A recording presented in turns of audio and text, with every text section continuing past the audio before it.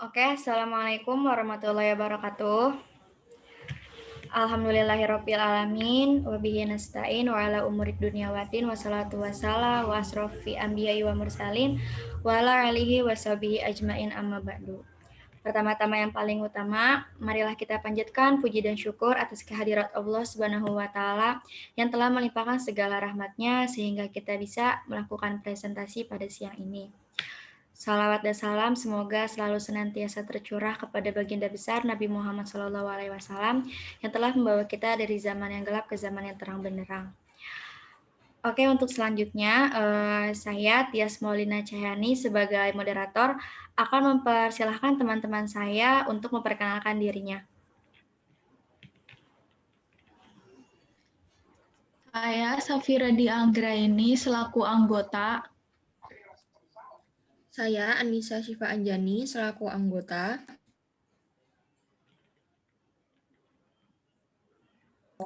Saya Boris Umar selaku anggota. Di sini kami akan mempresentasikan hasil kerja kelompok kami yang berjudul Problem Pembangunan Ekonomi, Krisis Ekonomi, dan Demokratisasi. Oke teman-teman, kita mulai saja ya. Untuk pembahasan pertama akan dijelaskan dan disampaikan oleh teman saya, Abu Haris Umar. Kepadanya waktu dan tempat saya persilahkan.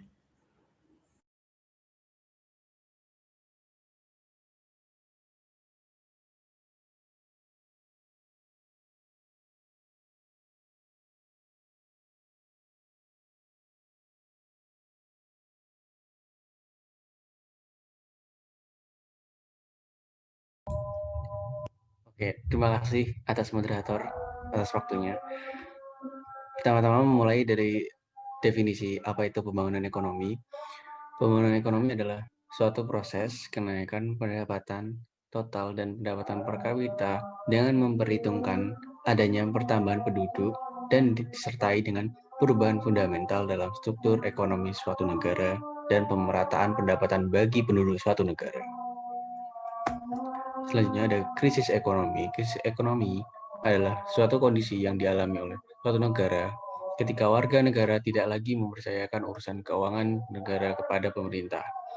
Bisa kita lihat contohnya ialah di mana keuangan negara tersebut tidak percaya oleh lembaga swasta.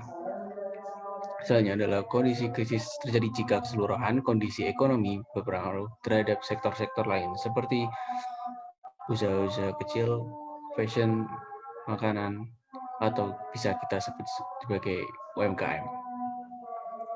Terima kasih atas waktunya. Saya kembalikan lagi kepada moderator. Baiklah, selanjutnya pembahasan kedua akan dijelaskan oleh teman saya Anissa Syifa Anjani. Untuk Anissa, waktu dan tempat saya persilahkan.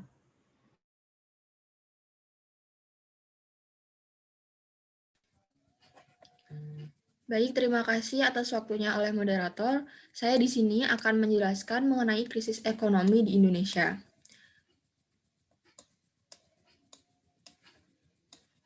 Jadi, krisis ekonomi yang terjadi di Indonesia disebabkan karena sistem ekonomi kapitalis pada medium yang salah, yakni masyarakat tanpa sistem dan tradisi demokrasi yang tidak sehat. Mekanisme pasar tidak berjalan sebagaimana mestinya karena struktur pasar terlanjur menjadi oligopolis dan monopolis yang jauh dari tingkat efisiensi ekonomi sebenarnya. Langkah penting yang dapat dilakukan guna mengatasi krisis ekonomi dapat dilakukan dengan membangun demokrasi. Selanjutnya, contoh dari krisis ekonomi di Indonesia.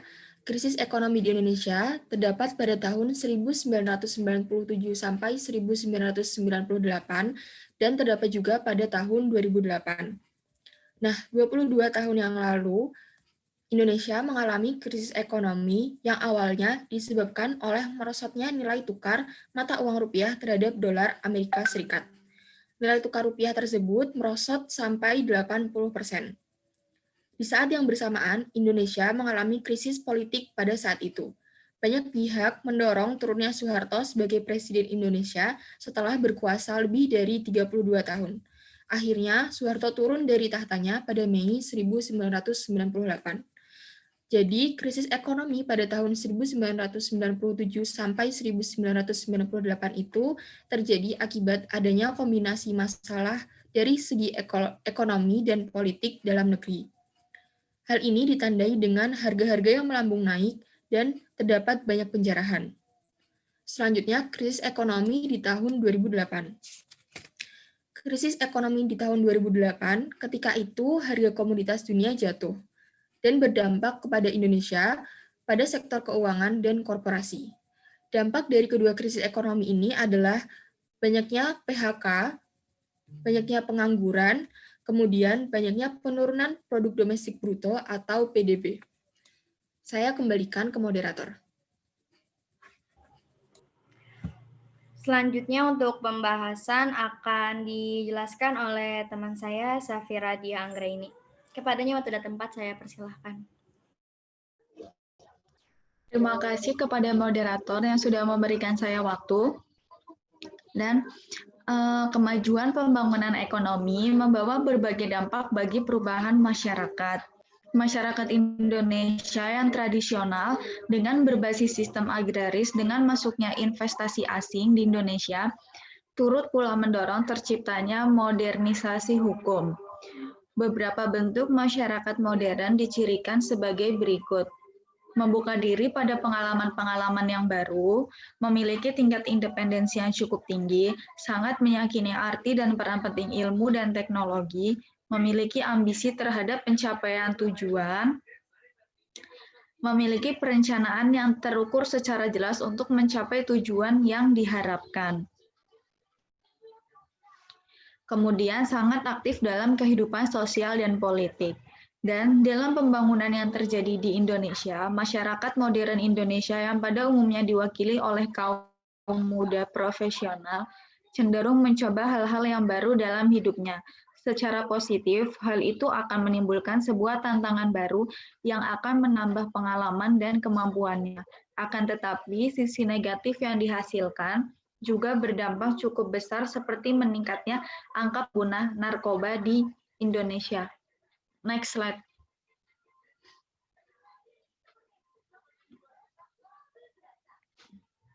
Hubungan antara pemerintah dan rakyat yang diperintah dapat dikategorikan dalam dua bentuk relasi.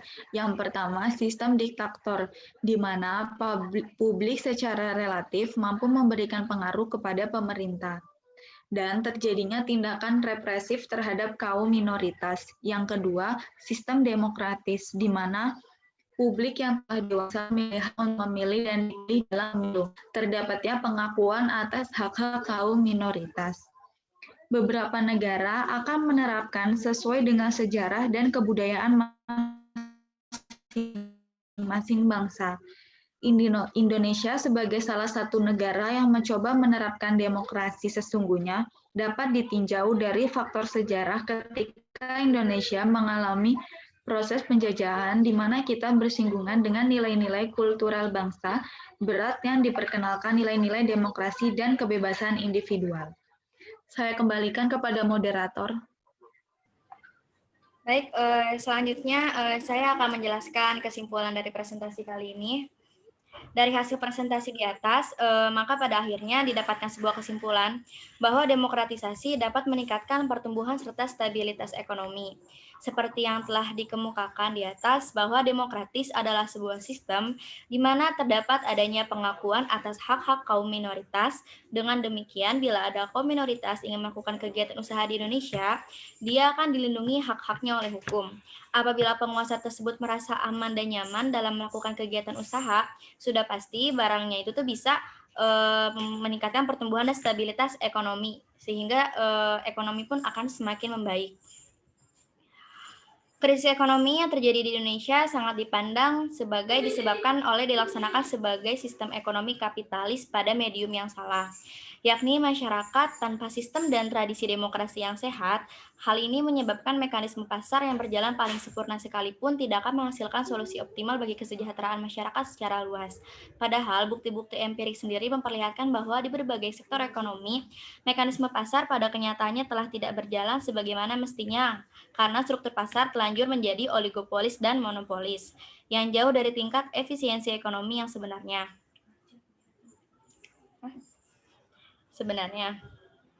Ini tentu saja sangat memperparah keadaan. Tanpa sistem dan tradisi demokrasi yang kuat dan sehat, tidak mungkin sistem ekonomi kapitalis memperoleh koreksi-koreksi yang radikal guna mencegah dampak-dampak buruk yang ditimbulkannya. Pemahaman terhadap akar krisis ekonomi ini sekaligus membawa kita pada pemahaman mengenai langkah-langkah penting yang harus dilakukan guna mengatasi krisis ekonomi yang paling berkepanjangan dibanding dengan yang dialami negara-negara lain di Asia, yakni membangun demokrasi kita. Ini sebenarnya sudah sering ditekankan dan disepakati oleh berbagai pihak. Sayang, dalam implementasinya justru kurang mendapatkan dukungan. Kurangnya dukungan terlihat dari masih sering disembunyikannya kriteria objektif rasional dalam membahas dan mengevaluasi berbagai permasalahan yang dihadapi oleh bangsa ini.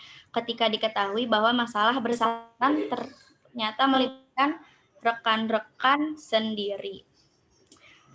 Oke, teman-teman, sekian presentasi dari kelompok kami. Jika ada salah-salah kata, kami mohon dimaafkan. Saya mewakili teman-teman saya pamit undur diri. Terima kasih atas perhatiannya. Saya tutup. Wabillahi taufiq walhidayah. Wassalamualaikum warahmatullahi wabarakatuh.